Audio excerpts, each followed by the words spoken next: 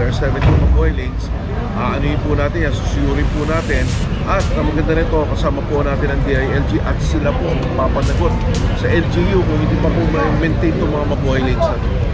Lahat ng obstructions ayusin natin, whether government vehicle yan, after mag-clear ng MMDA ng mga lansangan natin, ito po ay ito-turn over natin sa ating mga barangay para po siguraduhin na mananatili na malinis itong ating mga lansangan. At kung hindi po mangyayari yan, may monitoring team po ang DILG at MMDA at kakasuhan po administratively yung mga barangay captains na hindi ma-maintain yung mga ating mga mabuhay lanes. Purong pagmamahal.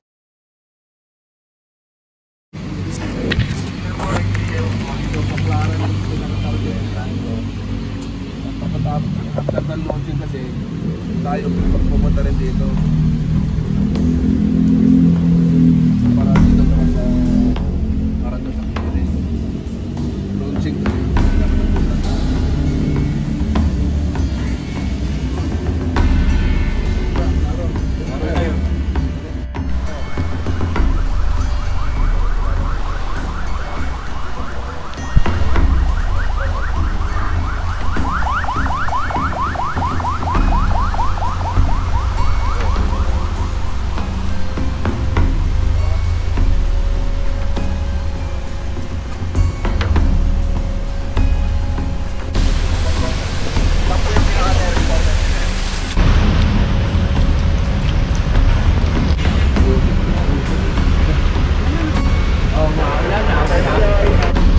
What is up guys, Power Puro Magmahal mga puro. Monday, January 16, 2023. Nandito tayo ngayon mga puro sa Pasay, specifically sa Baclaran, katabi ng Baclaran Church, sa merong base ng office ng MMDA. So hindi pa tayo kompleto ng detalye ngayong araw na to sa kung ano magaganap, pero sa pagkakaalam natin magkakaroon ng kick-off para dun sa clearing operation 3.0 ng MMDA. Ang alam ko ito yung ilalatag ng DILG. So mamaya alamin natin kung ano yung mga detalye and information na makakalap natin. But for now, ito magkakaroon po ng assembly. So sana tumigil na yung ulan para mas madali yung maging flow nung mangyayari ngayong araw na to. So marami tayong nakikita dito MMDA personnel and kapulisan. So kasama natin syempre ang TTMD, Tiga Sipag Galing, Sir Dex Cardenas. Andun na si boss, ang ating chief ng TTMD Transport and Traffic Management Department ng Quezon City, and together with our team leaders, Officer Cortez and Officer Baguio. So yeah, mga puro, antabay lang po. At nagpunta tayo dito around 5 AM tayo nag-arrive dito sa area. So nagkaroon pa tayo ng sa office ng konting briefing 4 AM. So ganun kaaga. So tingnan natin kung ano mga mangyayari ngayong araw. And yes, let's go guys.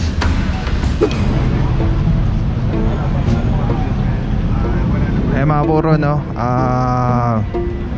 in coordination of DILG, MMDA and Philippine National Police, ito yung tinatawag na Mabuhay Lanes coordinative meeting with MMDA, PNP and city officials of LGUs covering the identified Mabuhay Lanes, January 16, 2023. So kasama dito yung Caloocan, Makati, Mandaluyong, Maynila, Parañaque, Pasay, Quezon City, San Juan at Valenzuela. Alright. Tapos ayan, I'm sure naman na lahat ng info i-announce dito at ilalatag ng ating mga heads ng DILG at MMDA. So antabay lang po at alamin natin kung ano yung mga mangyayari sa mga inaharap, dahil ito na yata ang simula ng ito na nga yung gagawin parang clearing operation 3.0 ng DILG. Alright, let's go. ilaw lang.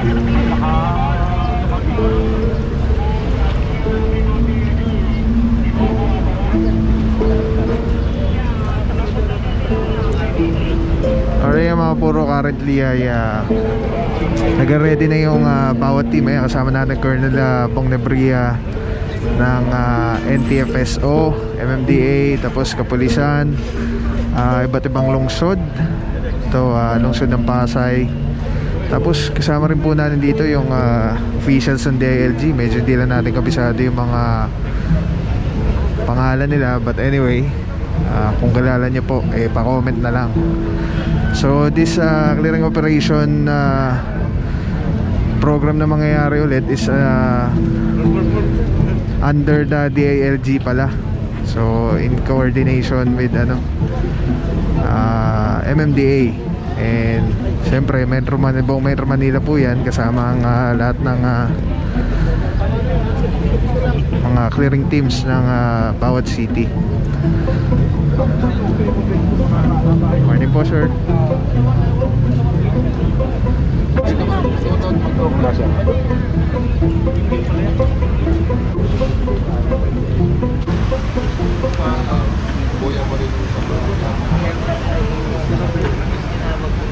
Mga puro, kasama na natin yung mga head ng MMDA and also ng DILG.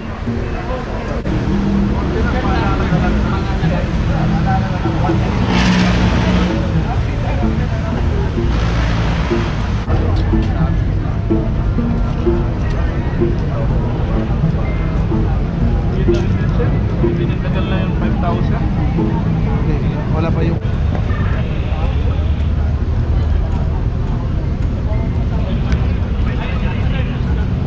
set up ceremony ngayon ito, no, ng interagency team, no, for clearing operation. Ang layunin ba nito, sir, dinisin talaga todo-todo na itong mabuhay rin. Si Sir Gong Nebria to, Tita Carmen. Tita Carmen, magandang umaga sa subaybay. Yes, this is the interagency coordination, cooperation, and commitment para linisin na po talaga. Unahin po namin muna yung mga mabuhay lanes. So this will be the send-off ceremony. There will be teams who will be operating in Pasay, Parañaque. There will be team operating in Manila and another team operating in Quezon City. So para lahat po ng mga mabuhay lanes, there are 17 mabuhay lanes. Anuhin po natin yan, susuyurin po natin. At ang maganda nito, kasama po natin ang DILG at sila po ang magpapanagot sa LGU kung hindi pa po ma-maintain itong mga mabuhay lanes natin. Well, talaga po ang pangunahin pong intensyon itong clearing operations ay para mapaluwag po ang mga kalsadahan. May balik po natin ang kalsada para sa moving traffic, ang mga bangketa or sidewalks para po sa mga naglalakad ng pedestrians. Yan po ang intensyon nito. Para sa ganoon, alam naman po natin pag obstructed ng kalsada, yan po ang nagkukos ng delay. Kaya ito po ay sama-sama na po natin tutukulan hanggang maayos po natin yung 17 buhay lanes, and then we will be proceeding to alternate routes at saka yung mga arterial routes po para malinis po natin ang buong kakalsadahan ng Metro Manila. Ito po ang interagency. This is ito na po siguro ang kasagutan talaga para once and for all. Hindi na po magsipa balik-balik yung mga obstructions sa kalsada. So let's give this a chance. Ngayon po ang simula nito ang intensified operations po natin on different parts of Metro Manila. alright, mga puro, yan ang head ng NTFSO ng MMDA, si Colonel Bong Nebria.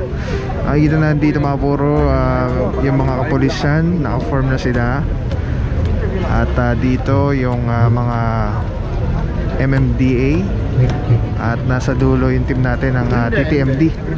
Ay mga puro, makikikuwalan tayo ng mga info dun sa mga mainstream media kasi posible pa po. Same answers lang naman, I'm sure, na yung mga questions na nila yun din yung questions natin.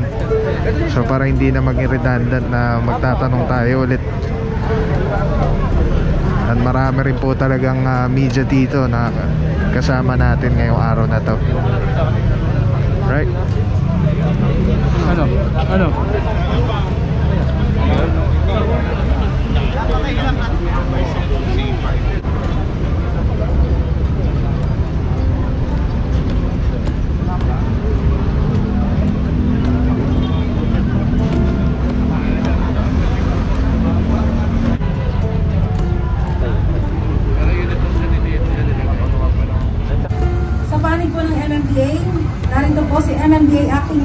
Attorney Romando Arte,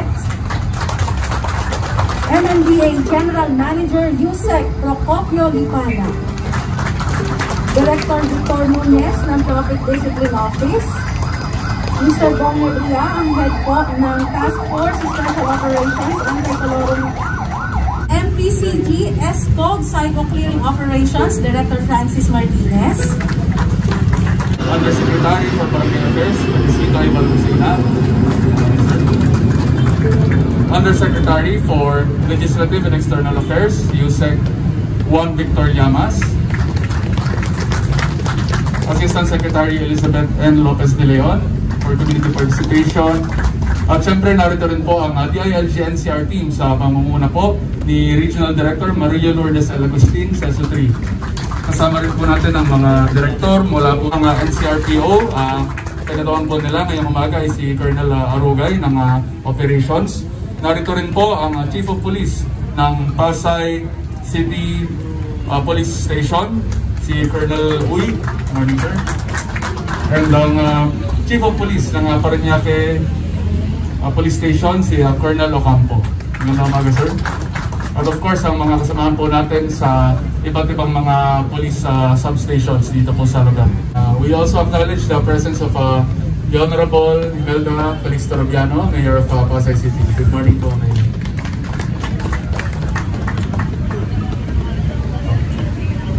aming Deputy Chairman, Attorney Romando Don Arte. Noong pong si Chairman Lim ang chairman ng MMDA at si Secretary Adjo ang DILG Secretary, nagkaroon po ang MMDA at DILG ng isang memorandum of agreement kung saan every time na i-clear po ng MMDA isang lugar, possibly ipa-turn over po yan sa barangay para i-maintain yung mga na-clear na mga mabuhay lanes. Dahil hindi po namin kayang bantayan ng MMDA 24/7 itong mga lugar na nakiklear. Hindi lang po yan na-implement fully because of the pandemic. Sa ngayon po, sa kautusan po ni DILG Secretary Benong Abalos, sa pamumunan po ni Yusek Balmosina, yan po ay aming ipatutupad yung memorandum of agreement na yan, kung saan pag nag-clear po ang MMDA, magiging joint operations na po ito. Pag nag-clear po ang MMDA kasama ang DILG, ang ating kapulisan at ang mga local government units, ita-turn over po yung ating area para i-maintain ang backup dates. At kung hindi po kung-maintain na malinis at maayos yun, ay pwede pong maharap sa kasong administratibo yung ating mga barangay officials. At yan po, nag-uusap nga po kami ni Yusek Balmosina, ay talagang paitingin. I-launch po natin yan sa Metro Manila. I understand, i-roll out din po ito sa buong Pilipinas. So, ako po ay nakikiusap sa ating mga kababayan. Hindi lamang naman po ito para sa ilang tao, mas marami pong makikinabang kung wala pong obstruction sa ating mga karsada. Bibilis po ang daloy ng traffic, ang komersyo ay masisigla at makikinabang po ang ating bansa. Rest assured, lalo na po dito sa Baclaran, nandito po si Mayor Emmy. Amin pong itutuloy yung ating programa, Mayor Emmy. Pagtulong-tulungan po natin through Secretary Abalos. Makikiusap po tayo siguro sa ating Pangulo na payagan na po tayo makapagtayo dito na permanenteng tindahan para po dito sa mga vendors dito sa Baclaran. Yun lamang po at magandang umaga po. Agree din ako kay Chairman na dati pa natin kung pinag-uusapan na sana yung mga manininda mapigyan din talaga ng espasyo upang sila ay makapaghanap buhay din ng peaceful. At siyempre, alam natin na itong paghahanap buhay nilang ganito ay talagang kailangan ng kanilang mga pamilya at napakarangal naman ang pamamaraan nila. Kaya sana po lahat ng mga ahensya na nandito, national government, local government, magtulong-tulong talaga at isa lang ang sayaw natin sa tugtog. Kailangan laging pare-pareho talaga ang galaw natin. Alam niyo po, tayo ay naatasan ng ating Secretary ng DILG na mag-coordinate, mag-communicate, makipag-cooperate. At siyempre yung commitment natin lahat na yung mabuhay lane ay dapat ma-prioritize ng mga LGU, ng kapulisan at lalo tigit yung mga barangay chairman. Kaya po, tama po yung sinabi ni chairman na tayo ay gagawa ngayon ng mga bagong pamamaraan kung paano yung mga chairman na may kanya-kanyang jurisdiction sa kanilang area ay dapat ma-implement na po. Sapagkat ngayon sa aking pamumuno at paulit-ulit po sinasabi ni Secretary na panahon na talagang mapagalaw natin. Hindi lamang yung barangay chairman, kung hindi yung mga kasama natin sa mga kapulisan at yung mga local traffic enforcer natin sa bawat city. Kailangan po ito ay talagang maipa-implement natin. At ngayon po, gusto ko lang ipaalam na meron na pong monitoring team ang aking office. Ito po ay magpo-coordinate sa NCR DILG para masiguro na yung mga mabuhay lane ay talagang mabantayan natin. So, yun lang po ang aking masasabi na ang ating po kasing secretary ay talagang seryoso sapagkat siya, nakita nyo naman, subok sa gawa, hindi sa salita. Kaya kami, yung pamilya po ng DILG ngayon, ay talagang seryoso rin at ayaw namin makita niya na hindi na-implement ang kanyang mga tagubilin sa amin. So yun lang ho, magandang umaga, maraming salamat sa inyo. Gusto ko nga palang ipaalala na ang in-charge po na Undersecretary ng DILG dito sa Pasay at Baclaran ay si Yusek Llamas. Ako naman po sa Divisoria, sa Manila, si Yusek Lord, Quezon City. So kami po yung mga naatasan na magmo-monitor na masiguro itong implementation ito. Mga kanya-kanyang area commander and of course si Terry Bonglibriha at si Francis Dimuano. So from here, may kanya-kanya tayong assigned area, so we will proceed from here.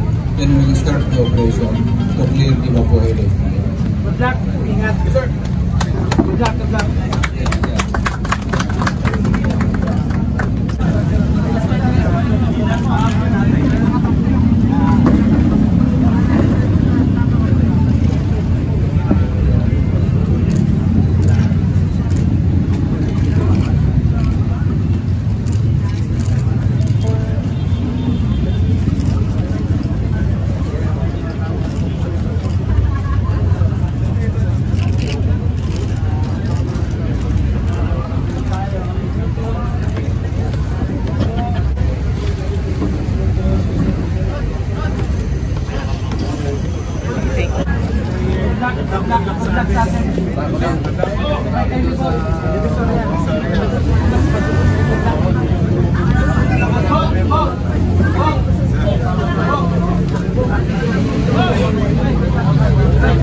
Okay mga puro, deployment na po tayo.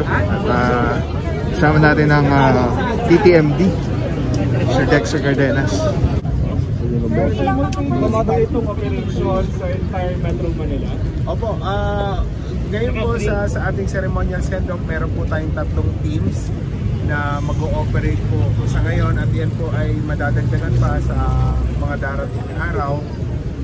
Ito po ay magpapakita na seryoso ang ating pamahalaan, particularly itong ating partnership with DILG na i-clear itong mga mabuhay lanes at hindi lamang i-clear for that particular day kung hindi ma-maintain na malinis at maayos itong mga daan na ating lilinisin.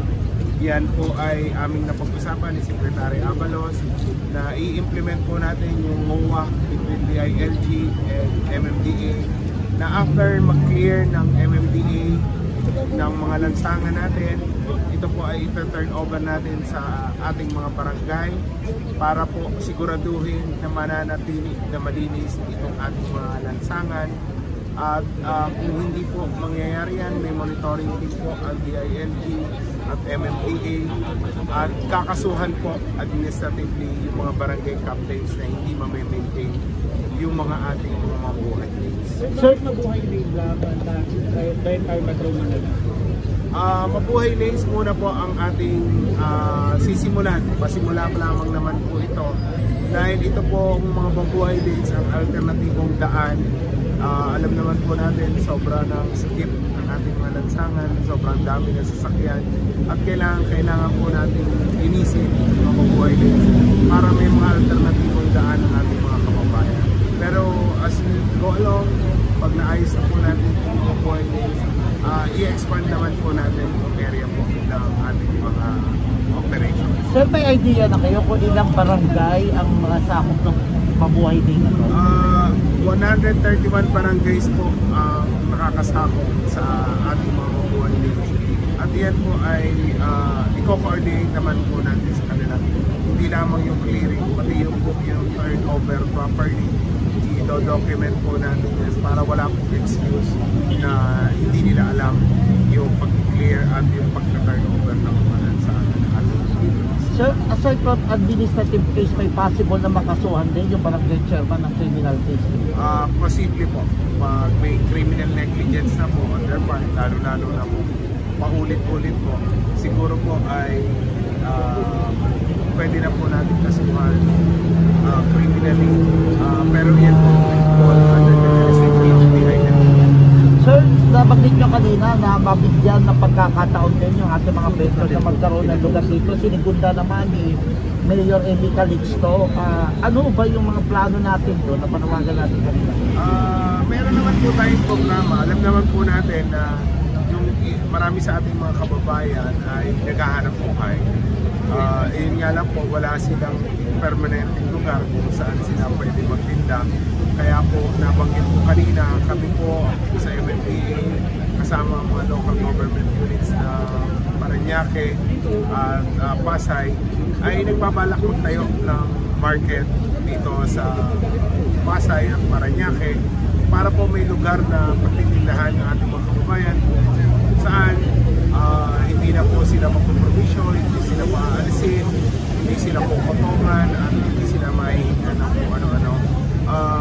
Yan po ay kailangan lang namin ayusin yung mga legal framework at saka yung mga documentation. Pero may nakalaan na po tayong pondo dyan. Magpapaalam po lang po natin, hindi natin ang support ng ating Pangulo. Kasi kailangan po ito ng approval ng Philippine Reclamation. Pero hindi ito mangyayari sa gilid ng mabuhay lane? Ay hindi po. Lalagay po natin ng permanent lugar.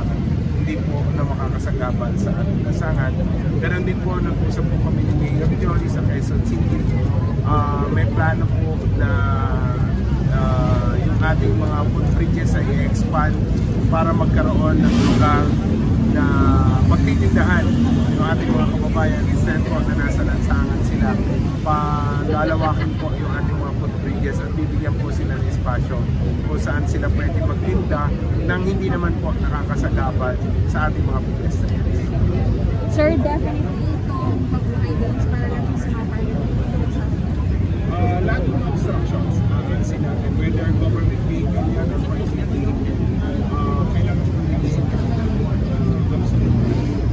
wala po dapat na nakaharang dyan, whether private or public vehicle. Okay? Salamat po. Salamat. Ay, mapuro yan ang ating MMDA chairman. At yun na nga, at nasa yun na nga lahat ng kailangan natin malaman. With regards sa gagawing clearing operation, especially mabuhay lanes.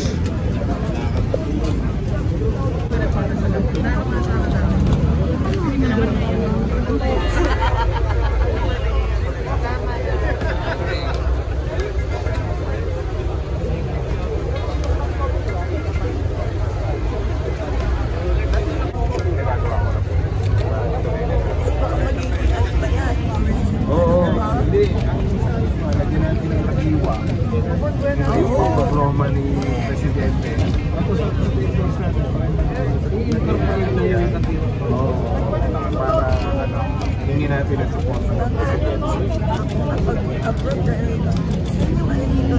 market. Oo. Yun, gagawin natin yan. Tuloy na natin. Salamat. Thank you very much. Good luck. Ginagawa na ni GM yung plano niya. Ginagawa na. Parang engineering design lahat. Ginagawa na po natin. Para pag nakakuha tayo ng approval, may photo pa naman tayo sa gawa po natin. Bilis naman niya kasi puro baka lang kami.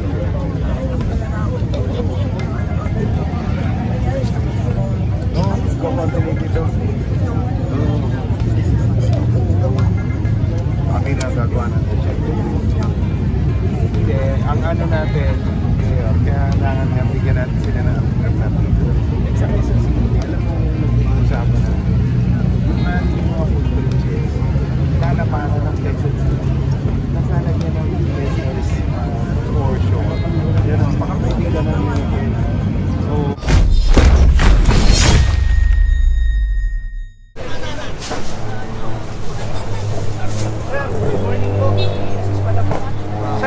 So, pwede ba pong yung mga sinira po na ano po, katulad ng bubong ko sa mga bakal, kami na lang po yung magsisira, kami na lang po, ipapasok na lang po namin.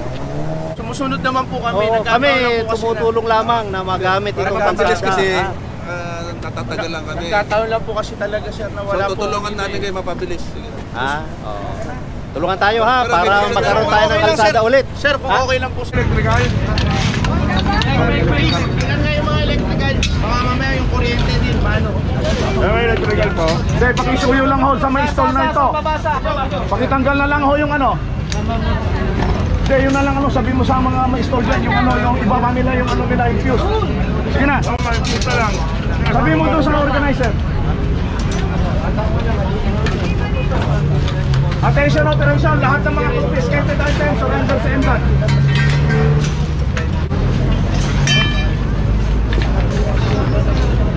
Mga buro, tinatasas na unti-unti. Papasok na tayo na papasok na sa gitna. Guys, grabe, Telesin Philippines #1. Mura na quality pa. Ito pa yung gamit natin sa ating motovlogging. Pag sa operation, tatanggal ka ng helmet or itataas mo helmet yung Telesin Philippines. Ang ganda niyan guys. Sobrang ergonomic yan. Komportable, ang ganda pa. Very slick lang yan. Angas. Yung mount na gamit natin, Telesin din yan. Sa nakaharap sa akin na footage yan yun. Tapos Telesin sa cellphone. Yan. Bakit Telesin products? Ito mga puro, makita nyo yan yung original GoPro battery. I'm using Hero 7 and Hero 8. So ayan, turn on, record, and then bang, error. Imagine, napaka-importante ng kukunan mo tapos mag-e-error yung camera mo. Naku po. Kaya mga puro, tignan nyo, gagamitin natin yan. Lumang-lumang Telesin battery na yan. Ilang taon ko na siguro nagamit yan. I think 1 or 2 years. Na-repair niya yung file. Record. All good. Yung battery life niya, hindi din ganun ka pilis maubos. Yan kung bakit Telesin ang ginagamit natin as accessories sa ating GoPro. Lahat ng baterya natin is Telesin Philippines battery. So yung makita nyo, ilang minutes na yan. Iniwan ko lang yung nagre-record. 25 minutes na. 25 minutes lahat na nakasalpak dyan po ay Telesin batteries. Yung mga pinakita ko kanina. Kaya kung magpapalit ka lang din, mag-Telesin ka na. Wala akong papapaw. So thank you so much sa wala sa akong support, tiwala. Wala akong masabi kundi thank you so much. Thank you sa Panginoon at ingat kayo palagi. Again, kung wala akong nagpapaw. So thank you so much. God bless you. Purong pagmamahal. Thank you so much. God bless.